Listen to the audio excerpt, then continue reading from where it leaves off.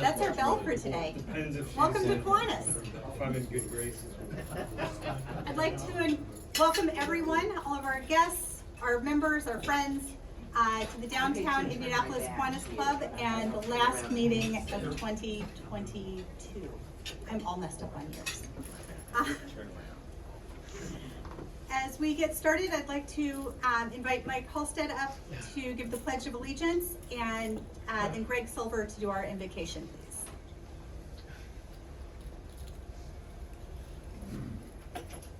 Welcome, everybody. Please join me in the Pledge of Allegiance. I pledge allegiance to the flag of the United States of America and to the republic for which it stands, one nation, under God, indivisible, with liberty and justice for all.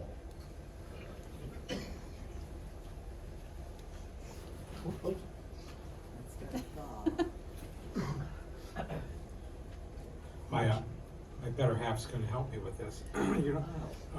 Yes. So we're going to do a little thing about Hanukkah. In Hanukkah, Jews commemorate the victory of the Maccabees over the Greek and Syrian forces a long time ago. And I wrote a special poem for this, Hanukkah. It was the year 165 BCE. The Greek and Syrian forces trying to impose a pagan idol, Zeus, upon the Jewish people. But Matthias, the Maccabees said, no, no, no. We will not allow destruction of the spirit, our faith, our people. And then after the battle, they saw the oil still burning in the battered temple, and they saw it burn for 8 days. It was a miracle the Festival of Lights was born. 2,000 years later, we celebrate light over darkness, good over evil, morality and tolerance over evil, remembering past, present, and future of the Festival of Lights. My wife is going to light a candle for us, and she's going to do a special prayer that very brief, that talks about the spirit of sustaining life and those 8 days of candles. And she's going to do a brief prayer with, thankfully, the magic word. Randy, do you want to come up and read it here? No, I can do it here. All right, here we go. Okay. Real loud. Baruch atah Adonai Eloheinu melech haolam asher kitshanu v'tzotav v'tzivanu ner shal Hanukkah. Blessed are you, O Lord our God, King of the universe, who hallows us with mitzvot and commands us to light the Hanukkah lights. So this is the shamus, which is, and then we have 8 candles, and we do it for 8 nights, representing the 8 nights that they found the oil that lasted in the temple. Thank you, Randy. This is the first one. Thank you, and thank you for letting us do this. The Hanukkah starts on the 18th and goes to Christmas Day. Coincidentally, remember, it's a battle that was salvaged. And I wanted to say that this prayer today we give in memory of our dear friend Ira Jaffe, who passed away this week, and his courage for our community. And also, on a lighter note, for Hanukkah and for Christmas, perhaps you can look at Graham's books over here. I did not, for the record, I did not want to do this. He's my PR. It was Kelly, myself, and Trina. We felt that if you would like to get a book, he has them here. They're also online, and they run in our newsletter this week. Thank you. And what's the book? There's 2 books. One is The Cinderella Strategy about Butler University. Also say a prayer for Butler this Saturday. and the other. And the second book is just out a few weeks ago. It's called Unbracketed. It's about Davidson, Gonzaga, Villanova, and Loyola Chicago. $24.99 each. But That's a discount. That's a discount for all of you here today. And but the books are really remarkable because they tell a story. I'm sorry to stand. A remarkable story of how athletics at these universities increased academics and endowments for these universities, and how basketball was a means to an end. And it's really about more than sport. It's about life. Thank you very much. the last word, very last word, if you have any family members who have issues sleeping, at night. Thank you. You may be seated, please. Very quickly, I would like to acknowledge guests today. Greg Silver is joined by Rennie. Tom Dunham is joined by John Head, and Jay Brill is joined by Mindy Moore. If each of you would like to take a quick second and do a one-sentence introduction of your guest, you are welcome to. They're on it. Look. We're on it. You've met her already. Rennie's a rare book dealer and been my companion for many, many years. Over 50 50. years. Ooh. With this man. Patience has been the key for our success, and patience is very important. That's enough. When I got sick, she was my nurse, and just like she reminded me of something out of Match. Thank you very much. Graham, I don't know if you want him editing your next book. That was a heck of a run-on sentence. I'd like to introduce Pastor Mindy Moore. She's the new pastor for St. Louis Midtown on 52nd and Guilford. Okay, 62nd. 62nd and Guilford. John Head's one of my very dearest and closest friends, and he was a member of this club, I think, when I was governor. Perfect, thank you. Welcome all. So a couple quick club announcements as we get moving. The foundation board met on Monday evening and approved $28,000 in funding for 12 community grant recipients. We're so excited to assist them in providing funding for their incredible youth-focused projects. You'll have a chance to learn more about them in upcoming newsletters and meetings. We have one of our grant recipients from this past year here today to share with us, and you'll hear from Ellen in just a few minutes. Thank you to everyone who has been ringing the bells for Salvation Army this year. We're full. Today is our last Friday of ringing. Special thank you to Don and Allison Steele and Art Kudoff, who are taking the 3 o'clock shift, Greg Silver and Laura Holloway, who will follow, and Chuck Cotterman, Eric and Lamita Steele, who will be rounding out our evening today. You can still contribute to the kettle. If you want to give Kelly any checks that need to be stuffed into there before you leave, she is happy to do so. We'll continue to count toward our competition with Rotary, and as my notes say, we will, in all capital letters, will bring that trophy back home. Big shout out to all of the Kiwanis who have helped with Salvation Army in a variety of ways this year, but I'd specifically like to call out their advisory board members. It's impressive the number of downtown Kiwanis that sit on that board and really make an impact. Nancy Ulrichs, Mary Bolt, Karen Burns, Jay Brill, Jackie Clancy, Mike Halstead, Ted Mao, Pat McCrory, Bill Murphy, Carol Orbison, and Rush Yelverson.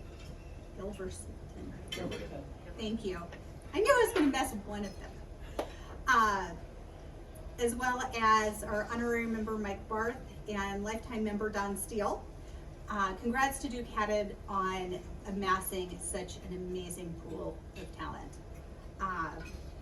With that, I'd like to invite Mary Bulk and Jay Brill up to give a quick recap on the radiothon that just happened. I was there. You were there. She can speak for you. As the chairman of the Salvation Army board, it's my honor to get up and be on the radio at 6 in the morning last Friday with cheer in my heart. So we raised the goal this year to 400,000. And right now we're at 423,000, something like that. But again, it's not over yet. So for those of you who rang bells, for those of you who donated, for those of you who donated anonymously, who told your friends to donate, we certainly thank you, because this becomes the operational budget for the year. I mean, it's a huge piece of it, and we could not do it without you, or with. Radiothon, it was what, 42nd year, something like that? Yes.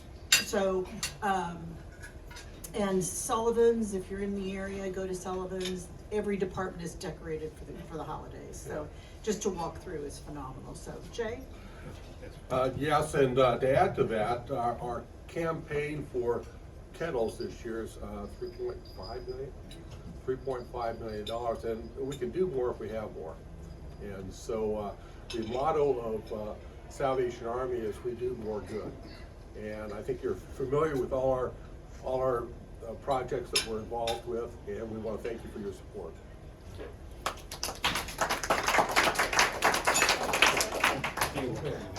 If I'm not mistaken, Mary's birthday's coming up soon. Oh, Happy birthday. happy birthday. Who said that? Thank you. And if anybody would like to chair the effort of bringing birthday cake back to our club, I'm happy to talk to you after. I'd now like to invite Chuck Cotterman up to give a brief recap and thank you on the football program. And then we will turn things over to Nancy Ulrichs to introduce our grant recipient today.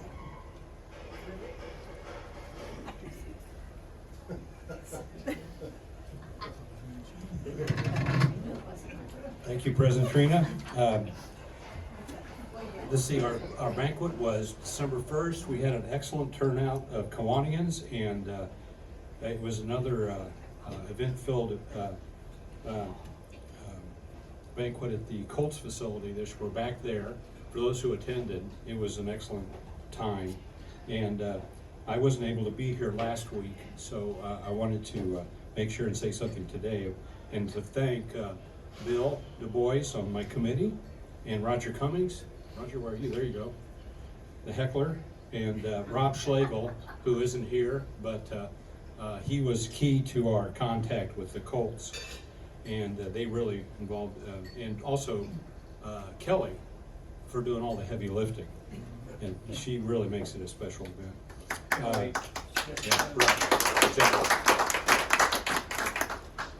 And the team table sponsors were Trent Cowles and Steve Farrow, Duke Haddad, Mike Halstead, Katie Harris, and Jeanne Kirby, Mary Marsh, and Rob Schlegel.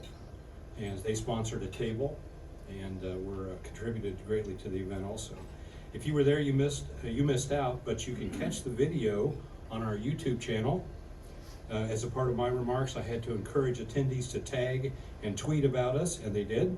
Hundreds of mentions of Indy Kiwanis and the football event, and a dozen teams sharing photos, which further our recognition in the community and all the amazing things that these student athletes contributed. So it was quite an event, and looking forward to next year. And the event just keeps getting better. So thanks for everyone that was there and that sponsored.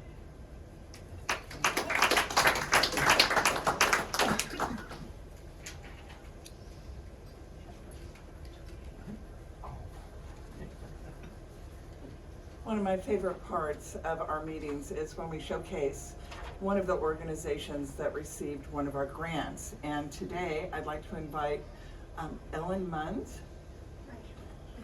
to come up. She's the Executive Director of Storytelling Arts of Indiana. And we'd love to hear a recap on how you used our $2,500 grant. And I'm going to leave this for the next person. Okay. Hello, everyone. Just in case you've not heard of Storytelling Arts of Indiana, we're actually in our 35th year. And I'm one of the co-founders. There were 3 of us who co-founded the organization. But we use the funds from the Kiwanis for a program that we go to 15 day camps during the summer months. We've been sending storytellers to day camps in the parks in the community center in some form or another since 1997. And this past year, we were able to go to 15 camps where we send 2 storytellers to tell stories. They tell world folk tales in order to increase the cultural literacy of the youth, and they increase their listening skills But specifically with the Kiwanis money, we were able to offer a 5-day camp of storytelling in the afternoon at Arts for Lawrence, where 42 students learned how to tell stories, and at the end of the 5 days, they actually told stories for their family and friends. During that process, they also experienced 4 other storytellers, so they could see that there are various styles and techniques that you can use, and that each storyteller has their own voice. They learned about plot and setting and conflict. They learned storytelling tips, how to tell the story, and then they told their stories. Does anybody have any questions? Yes? Ellen, are you still looking for board members? We always are looking for board members. Yes. Right now we have 18 board members. Huh? Well, no, I used to provide board members for the bank. Yeah.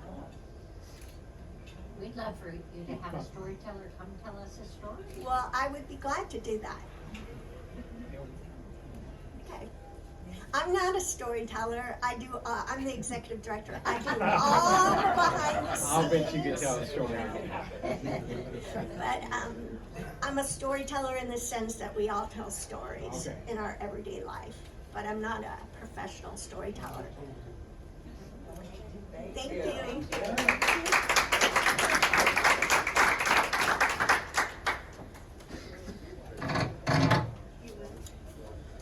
Good afternoon, everybody. It's great to see such a terrific crowd for our final meeting of the year. Before I talk about the upcoming meetings, I'm a little offended that we refer to our rivalry with Rotary as a competition. I mean, that's been like the Harlem Globetrotters and the Washington Generals for decades now. To me, it's not a competition. We're not a big fan of the Rotarians here, just I ran into a Rotarian recently, the other day actually, and I was just tested him out. I said, "What's the capital of Michigan?" And he said, "M." Well, it kind of tells you about the. Anyway.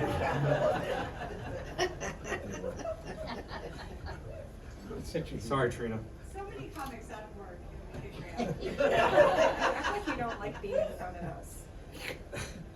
Upcoming meetings. Before I get to the meetings, we have been invited. Back in November, we had Ted Green, the filmmaker, who spoke to us on his new film, The Carl Erskine Story, which if you haven't seen it, very inspiring, very moving story. I highly encourage you to do that. January 5th, they're going to do a showing of that documentary down at Gamebridge Fieldhouse where the Pacers play. And he's invited us. They're going to have 1,000 Special Olympians on hand for that, and he really would like to see a full house. The tickets are $5 a piece. There's a link in the newsletter to sign up to get a ticket. So personally, it means a lot to me if you consider attending. Ted's a really good friend, but I think in terms of what we do and supporting initiatives for children, underprivileged children, it'd be great to show our support. So check out the newsletter for that. January 12th will be our next in-person meeting. That is our candle lighting service, which immediately I think of Marge, where we memorialize other Kiwanis who passed away this past year. And then on January 26th, we have, is it Inez or? Inez, thank you. Inez Evans of Indy Go. Yeah, well, that's. We have Andy Mallon with the Capital Improvement Board on February the 2nd. We have our Abe Lincoln Awards luncheon on February the 24th. We have Fred Payne, the new CEO of the United Way, on March 2nd. We'll do another Zoom program on February 16th with an author who's actually written a good book. His name is Jimmy Soni, and he's written a book about the founding of PayPal. It's a really fascinating story with people like Elon Musk and others about that story. So that'll be on Zoom. So again, it's great to see a good crowd here this afternoon, and we'd love to keep up. Love to have more. Keep going back with more tables on this side and this side. So we love seeing you here in person. So I'm now honored to introduce our speaker here, Mr. Michael McKillip. He is the director of Midtown Indy, a community services organization committed to positively impacting the quality of life and economic vitality of the collective neighborhoods of Midtown Indianapolis. And someone who lives right in that area. I've been so impressed with what they've done in recent years.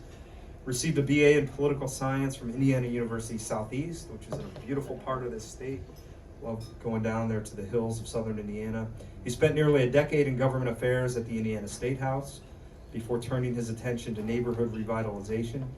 In 2007, while serving as board president for the Maple Road Development Association, he helped establish Midtown Inc. and became its first full-time executive director in 2012. He serves as a member of Indy's CEO for Cities Cluster in the Plan 2020 Connection Indy Committee. He lives in Midtown with his wife Christy and son Jackson. Let's give a warm welcome to Mr. Michael McKillip.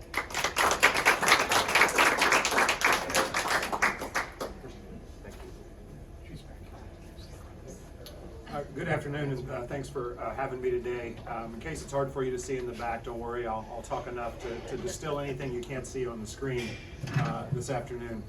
So Midtown Indy is a place and it's an organization.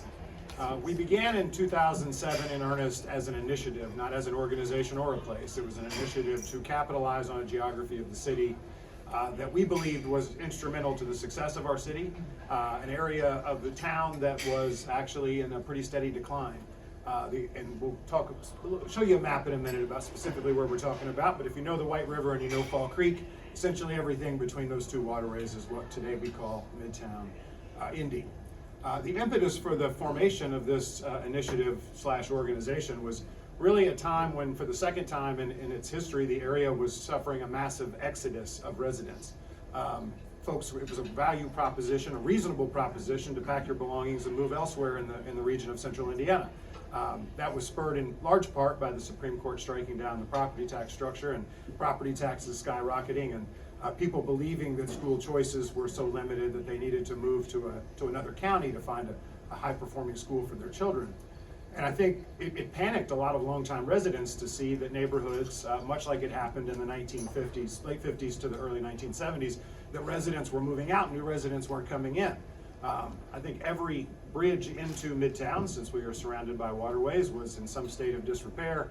Sidewalks, roads were not being maintained, though I think we could argue today with the number of potholes, we haven't necessarily solved the infrastructure problem as a city. But the idea of Midtown was to unify the then 17, now 20 neighborhoods that shared an economy. They shared a geography. They were all developed in around the same time. And they were, at the time of development, a holistic community, one where you could buy your first house and your last house. You could rent a home, you could own a home. You could go to school in your neighborhood, you could go to university in your neighborhood. We had a vibrant, in our early days, transit system with the interurban and the streetcars that used to run that created much of the density that people enjoy today about College Avenue or 56th in Illinois or 49th in Pennsylvania. So essentially, this was an initiative to try to stem that tide. We couldn't get people back, but what we could do was make it a reasonable proposition to stay in this community and to enrich it for the long term. Kelly, if we can move that. So specifically, the area we're talking about is places that you probably know. Butler University, the State Fair, Ivy Tech, the Children's Museum, the anchors of our community, Crown Hill Cemetery. The map's a little off to the left there, but 20 different neighborhoods you know: Mapleton, Fall Creek, Meridian, Kessler, Broad Ripple Village, Canterbury, Rocky Ripple. Lots of historic neighborhoods, predominantly 10, 15, 20 years ago, without a whole lot of new investment. Homes were beginning to decline, schools were struggling, but we were a fairly important area to the city with over 50,000 residents, 23,000 homes. We represented 2% of the county's land mass, but 5% of the county's assessed value. And so there's a strong tax base there. And so the proposition 12 years ago was, well, if we all put our political capital together, we can encourage new investment, we can fix the infrastructure, we can persuade IPS to diversify educational choice options, and we can make it a valuable proposition to stay in the Midtown area. So 28.1% of our population share between 2000 and 2010 had exited the Midtown community. Nearly 30% population decline. What we can say that's happened since that time, we were founded in 2007, most of our key initiatives began in 2010. So in the last decade, things have gone relatively well post-recession. 10% population increase, $2 billion in residential real estate sales, nearly $750 million in new residential and commercial investment. So all these 100-year-old structures were getting new life breathed into them, new businesses, new homes. Indigo, after 20 years of talking, finally built the bus rapid transit system with the red line opening in 2017, and soon the purple line was coming. So we were returning back to that modality in our community of mass transit. No longer would you need to drive your car 4 blocks to go to dinner. You could hop on the bus that comes every 15 minutes. While property values were declining in the early part of 2000, we saw a $100,000 median value increase in the average home, the median value of homes in our community. Overall, residential property values increased 12.7%, so it was a good time to live in Midtown in the last decade. And every bridge, as of this year, I think, Tom, isn't it true, that every single bridge in or out of Midtown has been completely rehabbed and rebuilt? The Capitol Avenue Bridge, I believe, fell down a little earlier than they expected, but it is every bridge is now back open. And the number of infrastructure upgrades and public space investments. Not only did the Fall Creek Trail get built, it got expanded. Not only did the Monon Bridge get built, the Monon is now being widened. And soon the nickel plate will come down the eastern flank of the Midtown community. So we continue to invest in those critical public assets, those greenways and public parks. Broad Ripple Park was getting a makeover and a new family center. Tarkington Park got a $6 million renovation. And in that time, over 1,000 new multifamily housing units have been built just in the last decade, predominantly along College Avenue and in Broad Ripple. Take that for me. You might have noticed a few construction projects in Broad Ripple. Part of this is happening because the city partnered with us back in 2014 to create an economic development area. In anticipating that transit would again return, we put a proactive economic development area and a tax increment finance district along that proposed route of transit, particularly to encourage the redevelopment of all the former gas stations and brownfields and obsolescent and underutilized property, and to dissuade folks from tearing down perfectly good historic homes for new commercial development. So we use the TIF as an incentive to steer investment in our geography to the places it was wanted and away from places that it was not wanted. And so you'll start to see, up here on the left is a project that you'll notice is just recently finished. The 811 group bringing 250 jobs over the next 5 years, growing to over 500 jobs, paying an average wage of over $85,000 a year. And so the Midtown community is rich in neighborhood and historic homes, but not great on jobs.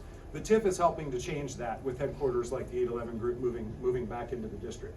Doesn't look like some of these are going to load, but they're not super critical. We can spin on to the next one. But for all of the positivity that is happening in Midtown, I think what we realized is great success. Economic investment, housing stock, people are moving in, population's coming back. What's the underlying thing that we're not seeing here?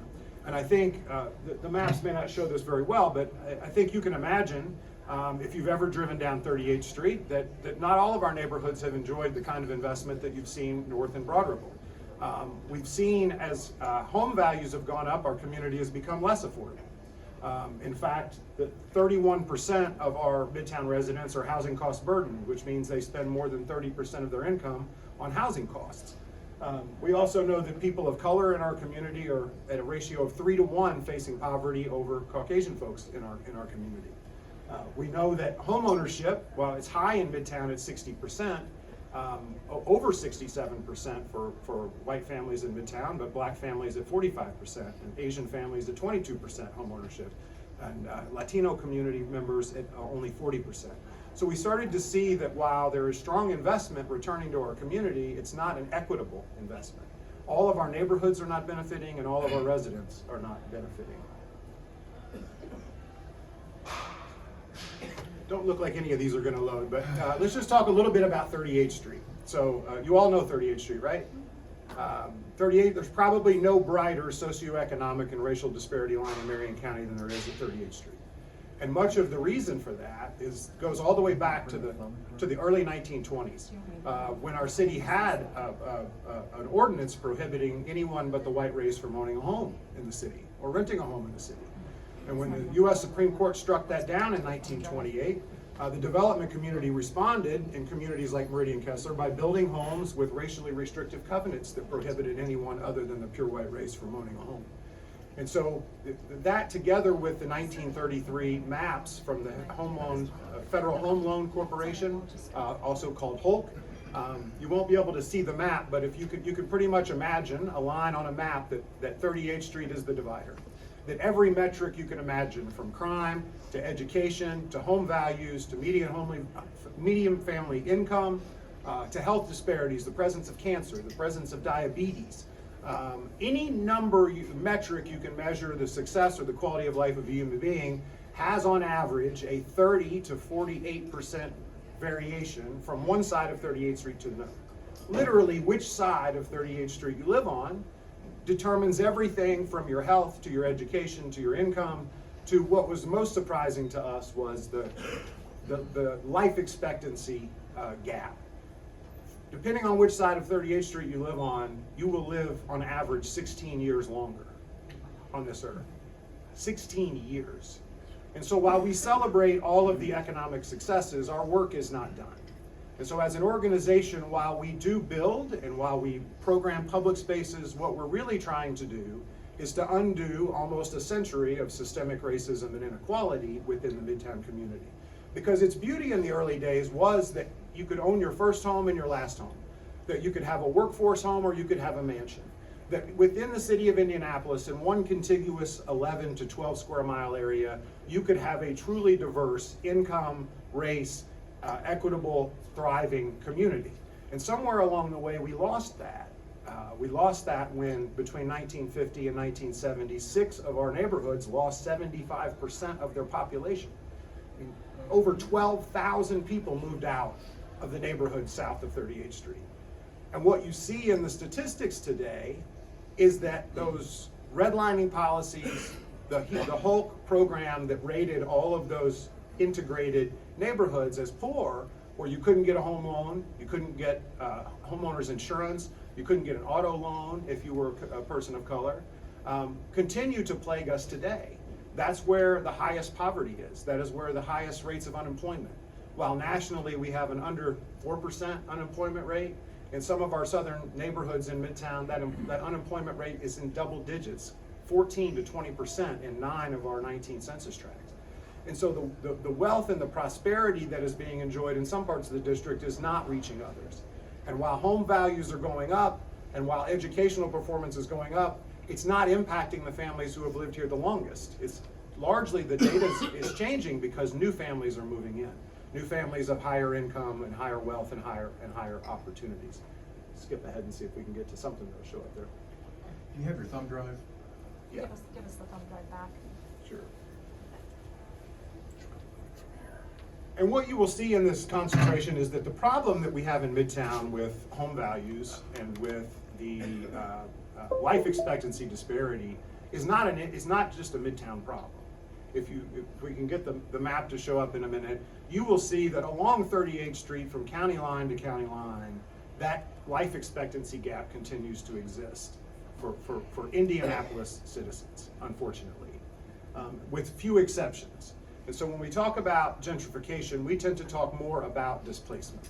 And while we've encouraged a lot of the investment and the market has responded very well, our mission is not to just encourage investment, it is to invest without displacement. It is not to replace long-time low-income residents with new high-income residents. It's rather to raise the socioeconomic circumstances and the educational opportunities for all of our residents where they are. And so our mission is to cultivate an equitable, healthy, and sustainable community in which individuals of all races, backgrounds, and ethnicities have access to the resources, opportunities, and amenities they need to thrive. And to do that, we have taken a unique approach to community development. Whereas there are CDCs who may only work in a low-income community, we have, with intentionality, worked in our most affluent and our lowest income communities, because their futures are inextricably tied together. The decay that was creeping north of 38th Street 20 years ago will impact all neighborhoods. If our southern neighborhoods continue to have unemployment rates of north of 20%, continue to have health disparities, it will impact the property values that folks are enjoying north of 38th Street. The projects that so how do you address this? You can't undo nearly a century of systemic racism. You can't rewind the clock. You can't pull people out of poverty in a quick minute. And so our initiatives as an organization are intentionally catalytic and strategic. We can't, with 4 staff people, reasonably serve nearly 55,000 residents and 23,000 homes in a personally meaningful way to every home. And so what we do is we look for catalytic opportunities to touch everybody in some way, but not everybody in every way. And we do that with projects like, how many of you are familiar with the original headquarters of the United Way of Central Indiana at 39th and Meridian? Have you noticed there's been a bit of a facelift on that concrete bunker? So when the United Way announced that they were closing that facility and looking to move, they sought a nonprofit partner to help transform the property. We knew that one of the greatest needs in the community was affordable housing for seniors. Because we were a 100-year-old community, most of our homes were 100 years old on multiple floors with high maintenance costs and low accessibility. And so we've transformed that 75,000 square foot vacant office building into 60 units of mixed income affordable housing for seniors over the age of 55 and individuals with intellectual and physical disabilities. That property reached substantial completion last week, and we have a long list of residents literally tripping over each other to move into the new facility. And that was a significant move for us. It took 8 years for that project to go from concept to complete. And it was the first time that a tax credit affordable housing project had been built on the north side of 38th Street. In the Meridian Kessler neighborhood, there is now affordable fixed income senior housing of a high quality. And our goal is to continue that push to make our least affordable neighborhoods more affordable to individuals of all income. And not by displacing, but by acquiring the least desirable parcels, the most contaminated parcels. In January of this year, we acquired a former Speedway Super America gas station at the corner of 46th and College. If you've driven down College Avenue, you've probably wondered, who's going to do something with that gas station? It has pretty significant contamination. And so we have bought that property with the intentionality of remediating the property and transforming it into a transit supportive multifamily housing opportunity of mixed incomes. We think the healthiest neighborhoods are neighborhoods where people of all income levels can live together, rather than having have and have not neighborhoods within Midtown. We do projects like Tarkington Park. In 2012, the city tore down a tennis shelter designed by Edward Pierre, much to the chagrin of preservationists. There was it had kind of gotten run down. There were occasionally unsavory activities there. It was an election year, and the city committed to do a new master plan for Tarkington Park as a result of that unceremonious demolition of this architectural significant gem. Today, Tarkington Park is a $6 million renovated 10.5 acre park that is referred to by local residents as the United Nations of Indy Parks. And Tarkington Park is a thriving place. Tamika Catchings and her Catch a Star Foundation opened Tease Me Cafe in the park last year following the pandemic, and have a robust offering of everything from poetry and backpacks and reading club and yoga programs that are all being offered directly to the community. And spaces like Tarkington Park where people can refamiliarize themselves with each other. No one south of 38th Street used to come to Tarkington Park because they had to cross a 7-lane at-grade interstate. And so now that Tarkington Park is built, we focused our attention on that infrastructure gap at 38th Street. With 46,000 cars a day traveling in 7 lanes, 38th Street is hardly a street anymore. Speeds of in excess of 65 miles an hour, despite the reduction in the speed limit years ago, have made 38th Street physically one of the most unsafe corridors in the region. 3 of the region's 50 most dangerous intersections are at 38th and Illinois, 38th and Meridian, and 38th and College Avenue. Those 3 intersections have the highest incidence of pedestrian fatalities, pedestrian injuries, bicycle fatalities, etc. And so when we talk about undoing these systems of racism, all systems of racism weren't intended to be what they are, but they are functionally. When you put a 7-lane functional interstate in the middle of neighborhoods and pedestrians and cyclists are being killed by cars and commuters coming through, there is an inequity there that has to be corrected. And so we have partnered with the city of Indianapolis, who's commissioned the first since the 1990s study of the corridor and the impact of the improvements in the widening project that happened on 38th Street. You might remember that finished in around 2000 or 2001 when 38th Street went from 5 lanes to 7 lanes, and they put all those medians in and the crosswalks, and everything was beautiful for about 5 minutes until cars started plowing into that infrastructure. And so it is our goal to re-narrow 38th Street, to create dedicated bike and pedestrian pathways on 38th Street, and to make it once again a seam where neighborhoods come together and not a boundary. And as we begin to do that and make investments in things like affordable housing, you will start to see all of these maps change. You will see incomes go up. You will see access to jobs and employment go up. And we know that. You could kick me down there for me a little bit. The TIF strategy that we talked about was, while it has 1,900 parcels in it that are generating revenue to make catalytic investments, it was instrumental to building Tarkington Park. The TIF district provided the first $1 million to build that community infrastructure.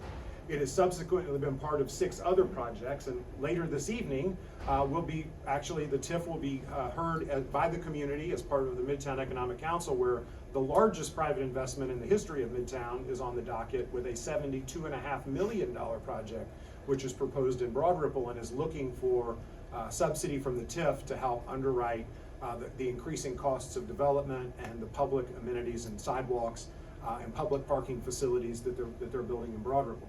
But what the beauty of this TIF is that if you understand the resource that is tax increment financing, you don't just get money unless something happens. And so all of these projects are projects that couldn't happen unless the taxes from the new project were reinvested in the project.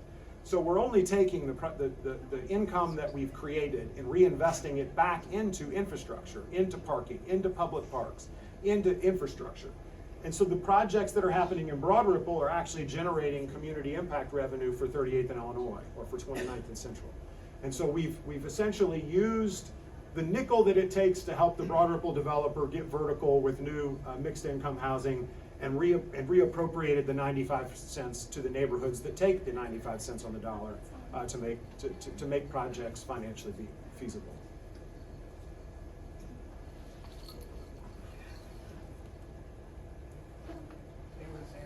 So what is on the horizon for us as an organization is much more focus on mixed income and affordable housing, but not just anywhere. We're not moving into residential areas and trying to build large multifamily properties.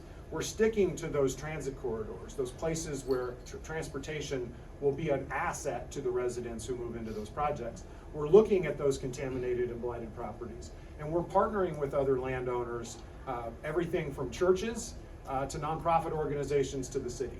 And so in the new year, we have either direct ownership or partnership on 3 properties between 42nd and 46th and College.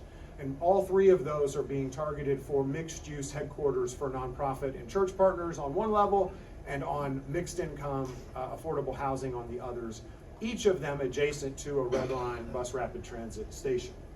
The other thing we're doing in terms, we talk about bridging the divide, that's narrowing 38th Street, that's putting in speed tables, that's creating off-street multimodal transportation pathways to get people out of the chaos that is the street and to reconnect the community. The other piece of it is to empower our neighbors. We're not here to do things for you, we're here to help you do things and to build your own capacity. So part of that, we talked a little bit about the negative impacts of investment and displacement. The Keystone Monon community has probably suffered the biggest brunt of that. The Keystone Monon community runs between 38th and 54th Street and between the Monon Trail and Keystone Avenue.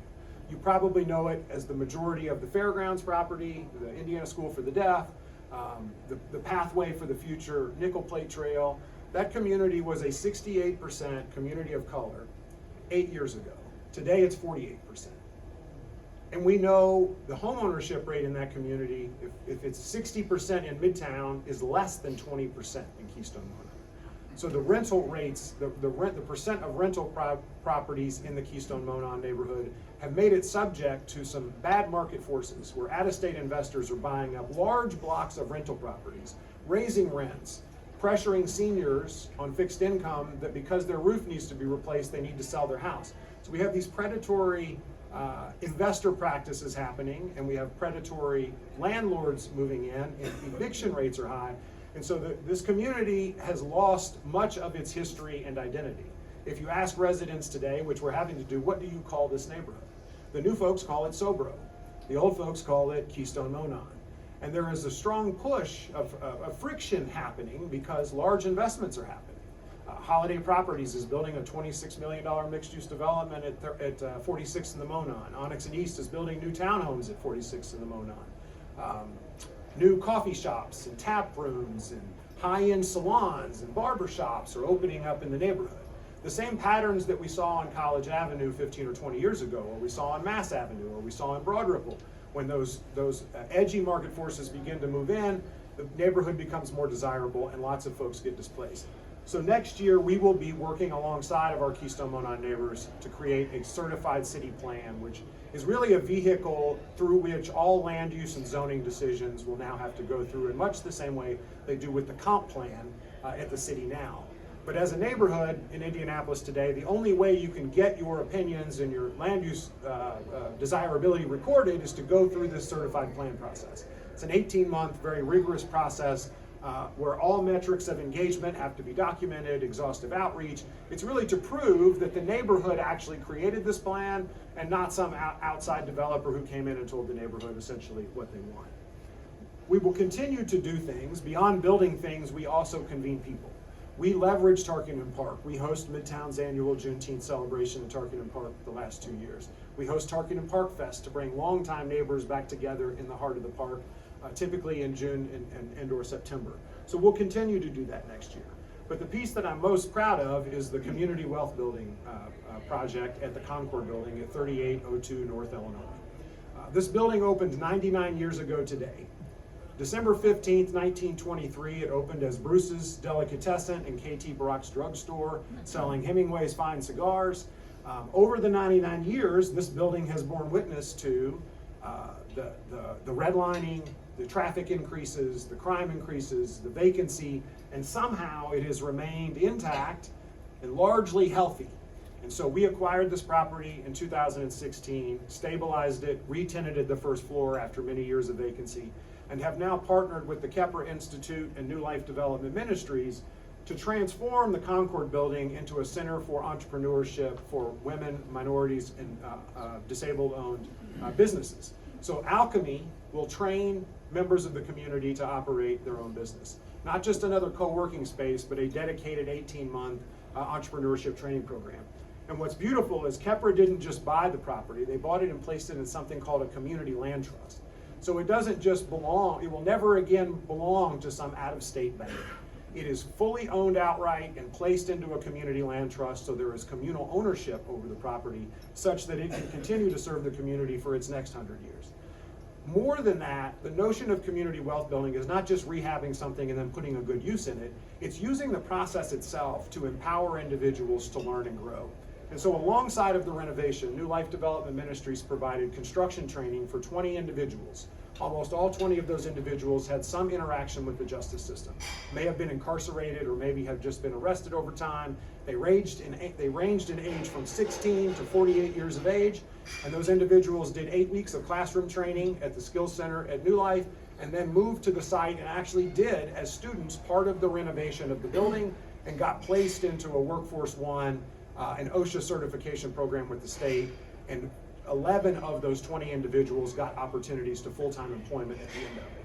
And so the notion of community wealth building and bridging gaps is really not just fixing something, but it's taking every aspect of the project and reorienting it in a manner that serves the local neighborhood and the community that will benefit from it in the long term. And that was a lot, so if you have questions, now would be the time to ask. Yes, sir. I assume you're not part of the city government. Where do you get your funding? Interesting. We raise a third of our own money through events, through ticket sales, by producing things that people desire. A third of it comes from grant funding from charitable institutions. About 10% comes from individual donations, and the balance of it comes from real estate fees and from corporate and anchor institution partnerships. Butler University is a tremendous sponsor of our work, as is Newfields, and many of the other anchors partner with us because they share our vision for a more equitable and sustainable community. All of those institutions have enabled us to survive on virtually no federal or city funding for now 12 years. So you're between White River and Fall Creek. Yes, sir. What about the eastbound? Basically, the White River and Keystone Avenue. Eastbound. Yeah. We try not to draw lines on maps. We don't believe communities function with lines on maps. But you'll find if you enter the community development world that somebody forces you to have a map and to draw a line on it. So we generally say roughly in this area, and we're not big fans of hard lines. Lines rule people out. And so those are loosely our boundaries, but we've been known to work both inside and outside, across the rivers and across Keystone when the opportunity makes sense. Yes, sir. I live in the modern. Yes. You're opposite in the west. Yes, sir, downstairs, yeah. But what you're saying about 38th Street needs to be fixed. We hear the traffic. Sunday nights at midnight, you can hear them start racing. And they're up and down that road. Up and down Meridian Street. Not too many stoplights. Right. And you can tell by the walls at the Crown Point, or Crown Hill Cemetery. Every day you almost see another one that's been bumped. And I'm sure it's from accidents, guys going too fast. That's what happens when you turn a once 2-lane dirt road that hosted farmers markets into an at-grade interstate in the middle of the neighborhood. People lose their common sense in an effort to get home. We hear gunshots south of 38th Street. Well, it's not just south of 38th Street. Since the pandemic began, the sound of gunfire has erupted, not just all across Midtown, north and south of 38th, but all over the city. And it really is a challenge that's not just unique to our neighborhood. It's really happening all over the city of Indianapolis, and really all over the country. Appreciate what you're doing. Thank you. Really helping. Other thoughts or questions? We have time for one more. Really appreciate the opportunity to share our work with you, and if you want to get involved, there should be one more slide here. We also produce a magazine. Indy Midtown Magazine came to exist independent of our organization alongside of our efforts. We acquired that magazine, and Tom, who was here with me today, was the longtime editor and publisher of that magazine. And so we mail this magazine to all 23,075 homes in Midtown free of charge every other month. So everybody has an opportunity to know what's happening in their neighborhood, how to access information, how to get resources. And we really try to uplift and tell the stories of entrepreneurs like Tamika Catchings, who's opened her cafe in the park, of the community garden folks who put on the Growing Good in the Hood down at 25th and Boulevard. We try to help neighbors meet neighbors through that publication. We also publish it digitally. You can get it on our website at midtownindy.org. If you're big into social media, we're on all of them. We welcome you to follow us. If you ever want to volunteer at a movie night or at an event, or even serve on our board, we'd love to meet you. Yes, sir. Could you talk about Midtown Loves Local? Yes, sir. You're going way back, way back. Midtown Loves Local actually preceded and was probably a key part in the neighborhood now identification of the notion of Midtown. Midtown Loves Local was a business-driven initiative at a time when big chains, when Walmart was coming to town and Target and folks were pressing, the hardware stores were pressing the local folks, particularly in Broad Ripple. Some of those longtime independent business owners came together and said, we want there to be a pride in shopping local. Before shopping local initiatives became the catchphrase of the day over the last 15 years, Midtown Loves Local really helped to put the notion of prioritizing spending money in your own neighborhood on the map. Midtown Loves Local ran with some degree of vibrancy until about 2017, and then it kind of just got lost in the more global acceptance of the idea that you should support your local hardware store and your local restaurant and not the chains. But it was an important part of our history for sure. Thank you so much. 1 second.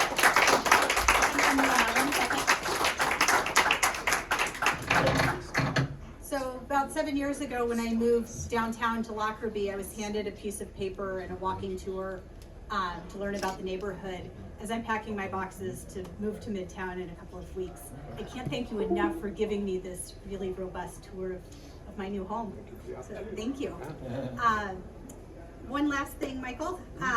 In honor of you speaking today, we are making a donation in your name to the Equitable Food Access in Indianapolis Neighborhoods Initiative. They work to develop community-driven plans and collaboration to build a more equitable and sustainable food system in our great city. And I would like to leave you with this certificate. Thank you very much. You want a picture of it? Thank you so much. Appreciate it. I'm just wowed by the amount going on in our city and the amount of hope and vision. I don't know how they vision these things, but I'm so grateful for folks like Michael and Midtown for doing that.